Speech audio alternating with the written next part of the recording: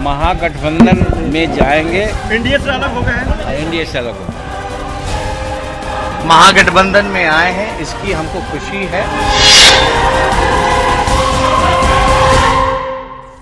चलिए, एनडीए के नेता भले ही कुछ ना कह रहे हों, उन्हें जानकारी नहीं है। सोशल मीडिया का ज़माना है, सबके हाथ में बड़े बड़े मोबाइल फ़ोन हैं और खबरें छप चुकी हैं कि जीतन राम मांझी ने क्या कुछ कहा है। बावजूद इसके उससे अनिभिज्ञता जाहिर करना, उन्हें कुछ पता ना होना, ये हास्यास्पद है।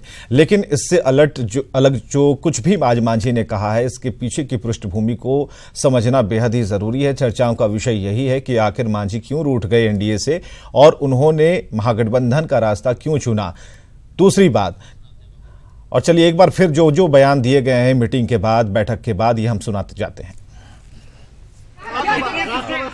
आप छोड़िए ना, आप कितनी बड़ी जीत है आपकी? कितनी बड़ी जीत है? जो लोग बोल रहे थे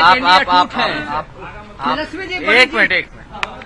मांझी जी बिहार के एक बड़े नेता हैं, दलितों के बड़े नेता हैं, और मांझी जी का जो कार्यकाल मुख्यमंत्री रहते हुए जो रहा वो काफी सराहनीय रहा। मांझी जी ने जो काम किया, गरीबों के हित में काम किया और उसको सब लोग सराहने का काम करते हैं। और लालू जी और हमारी माँ से मांझी जी का पुराना रिश्ता रहा है, पहले भी साथ काम कर चुके हैं। और जो देश का जो माहौल जो है उसको देखते हुए आप देखिएगा, मांझी जी लगातार लड़ते रहे, गरीबों को 5 डेसिमल जमीन की बात करते रहे कि देना चाहिए। आरक्षण के मुद्दे पर, संविधान के मुद्दे पर जिस प्रकार से 2 खेमे में एनडीए था और लगातार गरीबों पे, दलितों पे अत्याचार। और चलिए सीधे विधानसभा के बाहर की तस्वीरें आपको दिखाते हैं, जहां तेजस्वी यादव संबोधित कर रहे हैं।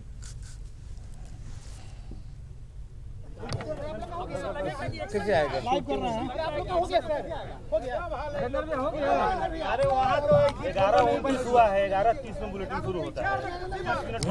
1 मिनट।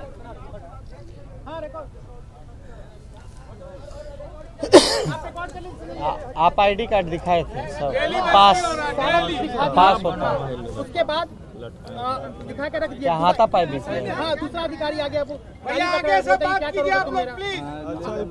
अभी बचाओगे ना, रोड पे कौन बचाएगा? आज करवा दीजिए। उसके बाद बोलने पे करा कि मेरे हथियार छीनने की कोशिश कर रहे हैं, मीडिया कैमरा ऑन किए, तो आप मेरे हथियार छीन रहे हो क्या? तेजस्वी जी, जिस तरीके से मीडिया कर्मी के साथ यहाँ पे बदतमीजी की जा रही है, ये कोई एक दिन की बात नहीं है। रोज विधानसभा चलता है, हम लोग रोज आते हैं, रोज इस तरह का झेलना पड़ता है हम लोगों को। देखिए, हम इस घटना की पूर्ण रूप से निंदा करते हैं, दुर्भाग्यपूर्ण है। लोकतंत्र में मीडिया का चौथा स्थान दिया गया है और मीडिया को जिस तरह से सरकार और प्रशासन के लोग लगातार, असेंबली जो चल रहा है 1.5 महीने का ये है, और लगातार हमको सूचना जो मिल रही है, लगातार आप लोगों को प्रताड़ित किया जा रहा है, बेइज्जत किया जा रहा है, एंट्री नहीं करने दिया जा रहा है, रोका जा रहा है गेटों पर।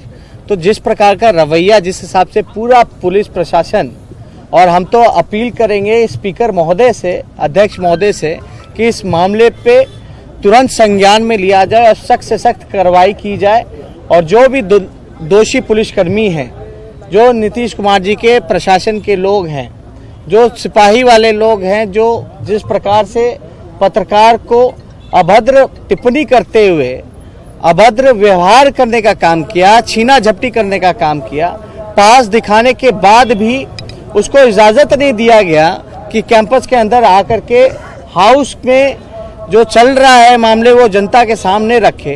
तो ये पूरी तरीके से ये जो सरकार जो है हताश हो चुके हैं, और हताशा में जिस प्रकार से पुलिस का दिन प्रतिदिन जो रवैया जो है वो साफ जाहिर हो रहा है कि जिस प्रकार से आप लोग जो सरकार की सच्चाइयों को दिखाने का काम कर रहे हैं, पुलिस प्रशासन का पोल खोलने का काम कर रहे हैं। अगर आप लोग दिखाते हैं कि गिरफ्तारी कब होगी मनोज भट्टा की, तो जिससे पूरी तरीके से हताश हो गया और आज चाहते हैं कि आप लोगों की आवाज़ को दबाया जाए और आप लोगों को सच से दूर रखा जाए। लेकिन आप लोगों को हम पूरी तरीके से विश्वास दिलाते हैं।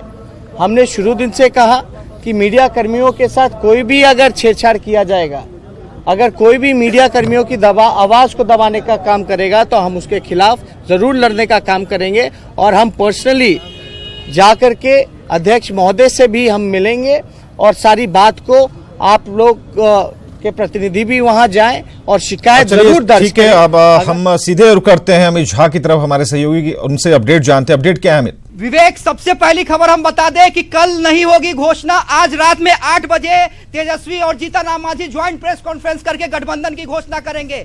कल की तारीख कैंसिल, आज ही घोषणा होगी, रात 8 बजे घोषणा होगी। दानिश रिजवान, 8 बजे आज घोषणा हो रही है, जीतन राम मांझी और तेजस्वी साथ में प्रेस कॉन्फ्रेंस करेंगे। जी, निश्चित तौर पे हम दोनों एक साथ बैठ के प्रेस कॉन्फ्रेंस करेंगे और आज 8 बजे इसकी विधिवत घोषणा कर देंगे कि हम महागठबंधन के साथ हैं, गरीबों के मुद्दे के साथ है, दलितों के मुद्दे के साथ है, मुसलमानों के मुद्दे के साथ में है। तेजस्वी का फोन आया था अभी जीतन राम मांझी के पास, उसके बाद क्यों अचानक चेंज क्यों किया गया? कुछ एक टेक्निकल रीजन थे। चूंकि होली नज़दीक है, परसों होली है, तो कार्यकर्ताओं को भी मौका मिलना चाहिए कि अच्छे से सब कुछ करें, इसलिए। तो आज रात में 8 बजे पूरी तरह से गठबंधन का स्वरूप चेंज हो जाएगा। जीतन राम मांझी एनडीए से अलग हो चुके हैं, महागठबंधन विविध रूप से शामिल हो जाएंगे। जी, 8 बजे इस बात की घोषणा हो जाएगी कि हम एनडीए के साथ नहीं हैं और महागठबंधन के साथ हैं। तो चलिए विवेक, यही खबर हम बताने के लिए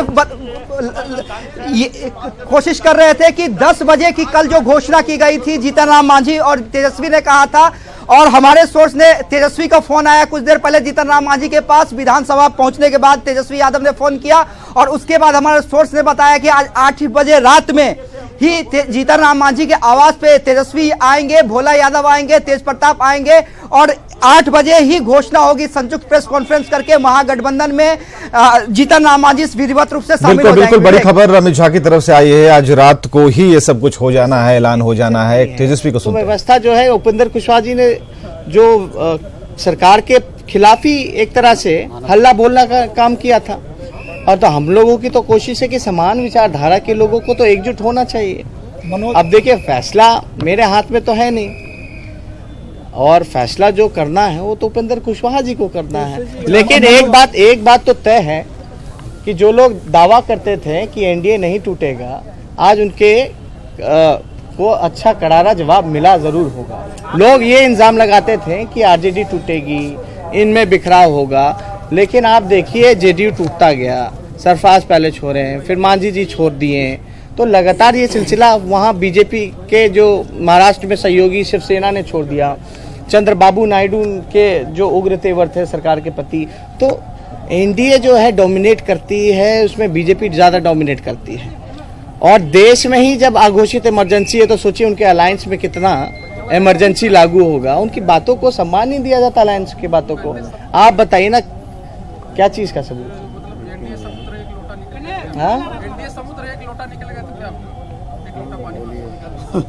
अब ये तो ओवर कॉन्फिडेंस है। हिटलर का भी ओवर कॉन्फिडेंस था ना। सर, ये राज्यसभा और विधान परिषद का जो चुनाव होना, एक लोटा निकलता है तो कुआं खाली हो जाता है। लालू जी ने मायावती जी को ऑफर किया था राज्यसभा के लिए, क्या मान लिया जाए दूसरे दलित नेता जीतन राम मांझी को राजद कोटे से भेजा जा सकता है? देखिए, राज्यसभा चुनाव में जो भी उम्मीदवार होगा आपके सामने आएगा, लेकिन जो गठबंधन है ये विचारधारा को लेकर के, और बाकी बातें जब 8 बजे होगी तो तब की जाएगी। सर, एक सवाल है, राज्यसभा जिस तरह से आपने मांझी जी को आमंत्रण दिया था, कुशवाहा जी को कहेंगे कि आप आ जाइए हमारे साथ, आपकी जरूरत है हमको? लोग तो ना, हम फैसला लेने वाले कौन है? तो सरकार की नीतियों पे जाओ ना।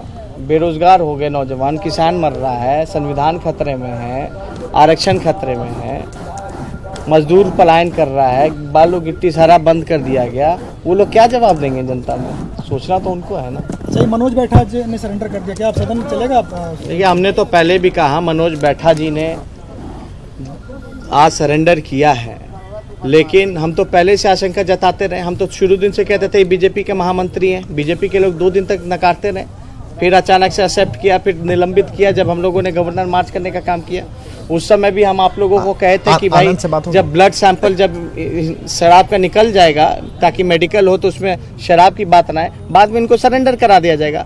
और वो आसपास ही छुपे हुए थे। 4 टीम पुलिस की लगाएगी, प्रशासन का इसमें क्या भूमिका? अगर हम लोग विपक्ष के लोग आवाज़ नहीं उठाते हैं, मीडिया के लोग अगर टेलीविजनों पे अखबारों में नहीं लिखते हैं, तो ये तो मामला खत्म हो जाना था। तो 32 बच्चों को कुचला गया, जिसमें कि 10 की हत्या हो गई। तो बीजेपी ने सस्पेंड किया, 6 साल के लिए सस्पेंड किया, आजीवन क्यों नहीं किया? यानी 6 साल बाद फिर दरवाजा उनके लिए खुला रहेगा क्या? और कौन लोग इनको संरक्षण देने का काम किया, उस पर क्या कार्रवाई हुई?